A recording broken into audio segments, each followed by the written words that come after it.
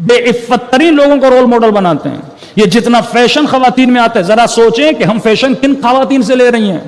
کائنات کی بے عفت ترین عورتیں آپ کے لباس کی ماڈل بن جاتی ہیں، آپ کے میک اپ کی ماڈل بن جاتی ہیں، وہ زندگی کے رول ماڈل بن جاتے ہیں. اور یہی مرد سوچے کہ اگر میں جس کو اپنا رول ماڈل بنا رہا ہوں، اب باری چیزیں اس ممبر سے بیان نہیں کی جاتی.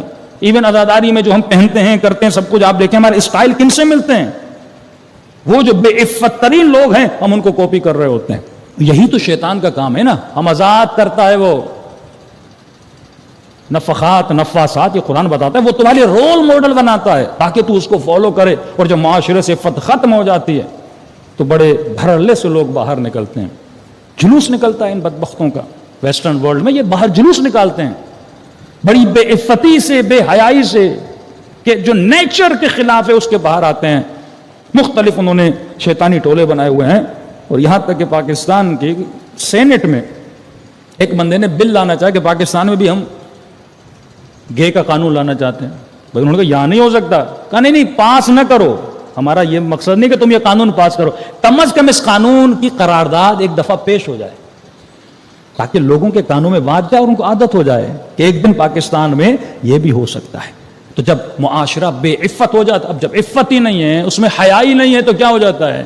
یہ کبھی بھی اللہ کی اطاعت نہیں کرے گا. یہ وہی عفت تھی جو امام حسین کہ امام زین العابدین 40 سال اکبر پہ اتنا نہیں روئے، قاسم پہ اتنا نہیں روئے، اپنے بابا پہ اتنا نہیں روئے. کہ شہادت تو ہمارا ورثہ ہے نا، لیکن کس چیز پہ رو رہے تھے؟ ماؤں بہنوں کی چادروں پر.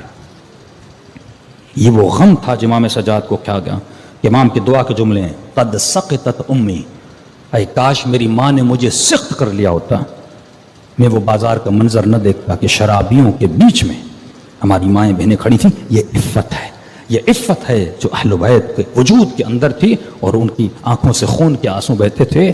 تو جس کے اندر عزت نفس نہیں ہے اس کی عفت. اور بس اس بھائی کو غیرت نہیں آتی، بہن پردہ کرے نہ کرے، حجاب کرے نہ کرے، کیونکہ اس کی تربیت ایسی ہوئی ہے، ایک ایسی سوسائٹی میں اس کی تربیت ہوئی ہے، اس کے اندر عفت کی کوئی ویلیو نہیں رہی. اس شوہر کے لیے کوئی ویلیو نہیں ہے میری بیوی چادر پہنتی ہے کہ نہیں پہنتی.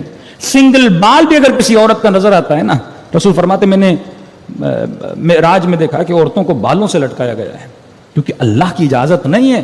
عورت سمجھے کہ میرا وجود میرا نہیں ہے، کہ امانت پروردگار عالم ہے، اور اگر اللہ کی امانت ہے تو مجھے قطعاً اس امانت میں خیانت نہیں کرنی.